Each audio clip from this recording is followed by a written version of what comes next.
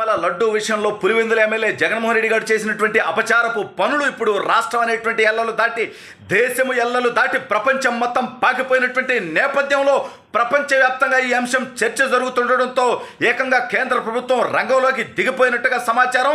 ఈ దెబ్బకి జగన్మోహన్ రెడ్డి గారు వణికిపోతున్నట్టుగా తెలుస్తూ ఉంది. అందుకే నిన్నవాడు తత్తరపడినట్టుగా తెలుస్తూ ఉంది. అసలు ఇంతకీ కేంద్రం ఇప్పుడు ఏం చేయబోతోంది, జగన్ గారి పరిస్థితి ఏంటి అనేది ఈ వీడియోలో వివరించబోయే ముందుగా ఇప్పటి వరకు మన ఛానల్ సబ్స్క్రైబ్ చేయని వాళ్ళు ఖచ్చితంగా సబ్స్క్రైబ్ చేయండి. ఇక విషయానికి వస్తే ప్రపంచవ్యాప్తంగా ఉన్నటువంటి హిందూ దేవాలయాల్లో అత్యధికంగా భక్తులు దర్శించుకునేది, అత్యధికంగా భక్తులు విశ్వసించేటువంటి దేవాలయం తిరుమల వెంకటేశ్వర స్వామి దేవాలయం.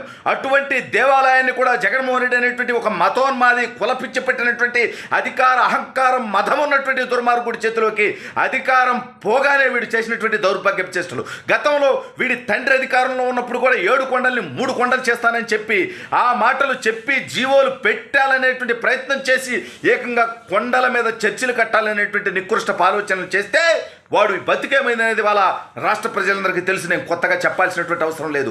అయితే పరమ పవిత్రంగా హిందువులందరూ భావించేటువంటి తిరుమల వెంకటేశ్వర స్వామి లడ్డు ప్రసాదాన్ని అపవిత్రం చేసే విధంగా కోట్లాది రూపాయల డబ్బులు దోచుకోవడం కోసం జగన్ అనేటువంటి నికృష్టుడు తన చిన్నాన్న వైవి సుబ్బారెడ్డి అనేటువంటి హిందూ మతాన్ని గౌరవించినటువంటి దౌర్భాగ్యుడు, మరొకడు నాస్తికవాదం అంటూ తన ఇంట్లో ఆడబిడ్డను కూడా క్రిస్టియన్ సాంప్రదాయంలో వివాహం చేసినటువంటి కరుణాకర్ రెడ్డి.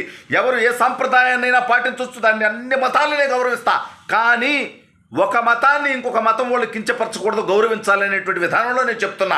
కరుణాకర్ రెడ్డి వేరే మతాన్ని పాటిస్తే ఆ మతాన్ని పాటించవచ్చు, కానీ ఆ మతాన్ని పాటిస్తూ ఈ మత దేవాలయానికి సంబంధించినటువంటి వ్యవహారాల్లో తలదూర్చడం, తప్పుడు పనులు చేయడం తప్పుని మాత్రమే నేను చెబుతా ఉన్నా.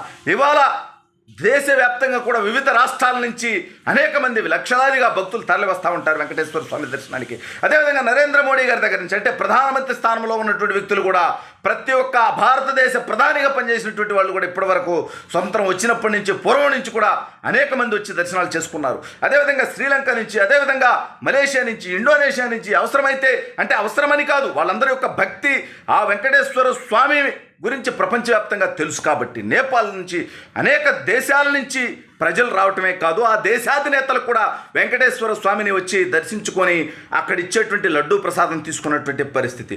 అదేవిధంగా ఏకంగా అయోధ్యలో 500 సంవత్సరాల తర్వాత, కొన్ని వందల సంవత్సరాల తర్వాత రామ జన్మభూమిలో అక్కడ శ్రీరాముని యొక్క టెంపుల్ కడుతున్నటువంటి నేపథ్యంలో, విగ్రహ ప్రతిష్ఠ చేస్తున్నటువంటి నేపథ్యంలో అక్కడికి టీటీడీ నుంచి అత్యంత పవిత్రమైనటువంటి లడ్డు అనేటువంటి భావనతో 1,00,000 లడ్లు ఉత్తరప్రదేశ్లో ఉన్నటువంటి అయోధ్యలో ఉన్నటువంటి రామ జన్మభూమికి వాళ్ళు తెప్పించుకోవడం జరిగింది ఆ యొక్క బాలరాముని ప్రతిష్టాపన కార్యక్రమంలో. అంటే అప్పుడు కూడా ఆ లడ్డుల్లో కూడా ఈ రకమైనటువంటి అపచారంతో కూడినటువంటి వ్యవహారాలు కనుక ఉంటే దేశవ్యాప్తంగా ఉన్నటువంటి భక్తుల నమ్మకాల్ని జగన్మోహన్ రెడ్డి అనేటువంటి దుర్మార్గుడు అత్యంత పాశవికంగా, ఘోరంగా, ఎందుకంటే అనేక మంది వాళ్ళ జంతు కొవ్వుని వాడడం కానివ్వండి, చేప నూనెని వాడటం కానివ్వండి, జంతువుల కళేబరాల నుంచి తీసినటువంటి నూనెని వాడటం కానివ్వండి, అత్యంత పాశవికం. ఎందుకంటే ఈ భారతదేశంలో సనాతన ధర్మాన్ని పాటించేటువంటి భారతదేశంలో వెజిటేరియన్ తినే వాళ్ళు ఉంటారు, నాన్ వెజిటేరియన్ వాళ్ళు ఉంటారు. అటువంటిది జైన్స్ కానివ్వండి, కొంతమంది బ్రాహ్మిన్స్ కానివ్వండి, లేదంటే వైశ్యాస్ కానివ్వండి, వివిధ వర్గాలు కానివ్వండి, జీవిత కాలంలో వాళ్ళు కనీసం నాన్ వెజ్ని తినకుండా చాలా పరమ పవిత్రంగా ఉండేటువంటి కార్యక్రమంలో కూడా ఉంటారు. అటువంటి వ్యక్తులను కూడా అపవిత్రం చేసే విధంగా ఈ జగన్ అనేటువంటి దుర్మార్గుడు ఏకంగా వీటి డబ్బు సంపాదన గంజాయిలోను, డ్రగ్స్లోను, భూదందాల్లోను, ఇసుకలోను, లిక్కర్ మాఫియాలోను చేసింది సరిపోక ఈ నీచుడు ఏకంగా తిరుమల వెంకటేశ్వర స్వామి ప్రసాదాల్లో కూడా కోట్లాది రూపాయలు కొట్టేసేటువంటి దుర్మార్గపు ఆలోచనతో జగన్మోహన్ రెడ్డి చేసినటువంటి తప్పుడు పని వల్ల ఇప్పుడు కేంద్ర ప్రభుత్వం కూడా ఈ అంశం మీద దృష్టి సారించినటువంటి పరిస్థితి. కేంద్ర ఆహార మంత్రితో పాటు అనేక మంది ఆల్రెడీ ఈ పార్టీకే ప్రహ్లాద్ జోషి దగ్గర నుంచి జేపీ నడ్డా దాకా అనేక మంది కేంద్ర మంత్రులు కూడా రాష్ట్ర ప్రభుత్వంతో సంప్రదింపులు చేశారు. టీటీడీ నుంచి నివేదిక కోరుతా ఉన్నారు. ఎందుకంటే ఇది ప్రపంచవ్యాప్తంగా ఉన్నటువంటి హిందువుల మనోభావాలకు సంబంధించినటువంటి అంశం. అదేవిధంగా ఇటువంటి పరమ పవిత్రమైనటువంటి దేవాలయంలోనే ఈ నీచులు ఇలా చేశారంటే ఆంధ్రప్రదేశ్లో ఉన్నటువంటి దేవాలయాలన్నింటిలో ఉన్నటువంటి ప్రసాదాల మీద కూడా ఇవాళ ఎంక్వైరీ జరిగేటువంటి పరిస్థితి వచ్చిందంటే జగన్ అనేటువంటి దుర్మార్గుడు హిందూ దేవాలయాలని ఏ విధంగా భ్రష్టు పట్టించేటువంటి కార్యక్రమం చేశాడనేది గమనించాలి.